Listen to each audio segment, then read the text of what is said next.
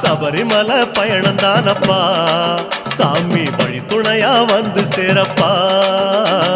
சபரிமலை பயணம் தானப்பா சாமி வழி துணையா வந்து சேரப்பா குருசாமி சொன்னபடி கூடி நல்ல விரதம் வச்சு கருப்பசாமி பொண்ண நினைச்சு காலமால பூச வச்சு காந்தமலை ஜோதியானவா எங்க காவலாக வந்து சேரப்பா காந்தமலை ஜோதியானவா எங்க காவலாக வந்து சேரப்பா